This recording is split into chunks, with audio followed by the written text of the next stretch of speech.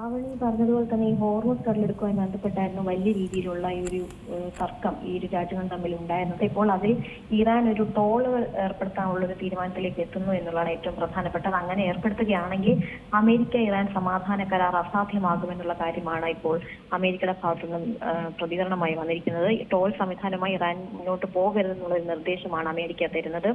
അതായത് ഈ പാക് ഭരണ നേതൃത്വം ടെഹ്റാനിൽ പോകുന്നതും ഒരു ശുഭസൂചനയാണ് എന്നുള്ള കാര്യവും പറയുന്നുണ്ട്.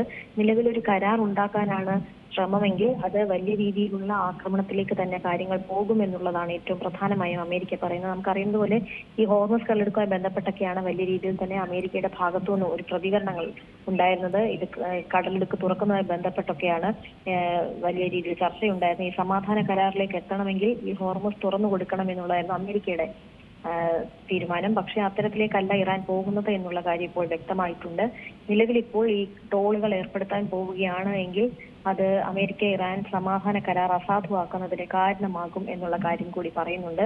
അതിനിടയിലാണ് മറ്റൊരു റിപ്പോർട്ട് പുറത്തു വരുന്നത്. അതായത് ഇറാനുമായുള്ള ഒരു യുദ്ധം അത് അവസാനിക്കുന്നില്ല എന്നുള്ളതിന്റെ അതിന്റെ സൂചനകളാണ് ഇപ്പോൾ പുറത്തു വരുന്നത്. അതായത് ട്രംപും നെതന്യാഹുവും തമ്മിൽ ചർച്ച നടത്തിയിട്ടുണ്ട്. അതിൽ നെതന്യാഹുവിന് ഈ യുദ്ധവുമായി മുന്നോട്ട് പോകണം എന്നുള്ളത് തന്നെയാണ് അഭിപ്രായം എന്നുള്ള റിപ്പോർട്ടുകളാണ് നിലവിൽ ഇപ്പോൾ പുറത്തു വരുന്നത്. അതായത് ഈ യുദ്ധം അവസാനിപ്പിക്കാൻ ഇറാൻ ഒരു അവസരം നൽകാൻ സാധ്യതയില്ല എന്നുള്ളതാണ് ഏറ്റവും പ്രധാനമായും അറിയുന്നത്. അത്തരത്തിലൊരു അവസരം കൂടി നൽകണമെന്നുള്ളതായിരുന്നു ട്രംപിന്റെ ആവശ്യം. പക്ഷേ അത് നെതന്യാഹു അത് നിരസിച്ചിട്ടുണ്ട് എന്നുള്ളതിന്റെ വിവരങ്ങളാണ് ഇപ്പോൾ പുറത്തു വരുന്നത്. അങ്ങനെ പറയുമ്പോൾ ഈ യുദ്ധം ഇനിയും തുടരാനുള്ള സാധ്യത തന്നെയാണ് ഇപ്പോൾ പുറത്തു വരുന്നത്.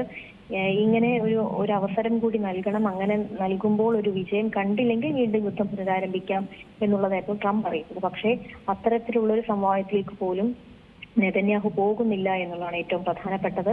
ഈ യുദ്ധം ഔപചാരികമായി അവസാനിപ്പിക്കാൻ ഇരു രാജ്യങ്ങളും ഒപ്പുവെക്കാനായി ഒരു തയ്യാറെടുപ്പൊക്കെ നടത്തിയിരുന്നു. അതിൽ നമുക്കറിയുന്നത് പോലെ പാകിസ്ഥാനും ഖത്തറും പോലുള്ള രാജ്യങ്ങളൊക്കെ മധ്യസ്ഥരാവാനും സാധ്യതയുണ്ടായിരുന്നു. പക്ഷെ അതിലേക്കൊന്നുമല്ല ഇപ്പോൾ നിലവിൽ കാരണം കാര്യങ്ങൾ പോകുന്നത് എന്നുള്ള കാര്യം വ്യക്തമാണ്.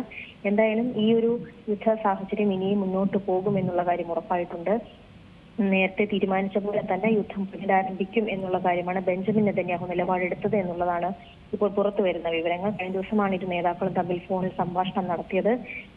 ഈ ചർച്ചകൾ നടക്കുമ്പോഴും ഈ യുദ്ധം അവസാനിപ്പിക്കാനുള്ള ഒരു സാധ്യതയിലേക്ക് ട്രംപ് എത്തിയെങ്കിൽ പോലും നെതന്യാഹു അത്തരത്തിൽ വഴങ്ങിയിട്ടില്ല എന്നുള്ള കാര്യമാണ് നമുക്ക് അറിയാൻ കഴിയുന്നത്.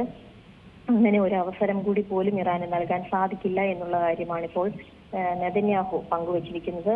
ഏറ്റവും പുതിയ വാർത്തകളും വിശേഷങ്ങളും വിരൽത്തുമ്പിലറിയാൻ സീ മലയാളം ന്യൂസ് എല്ലാ ഡിജിറ്റൽ പ്ലാറ്റ്ഫോമുകളിലും ലഭ്യം.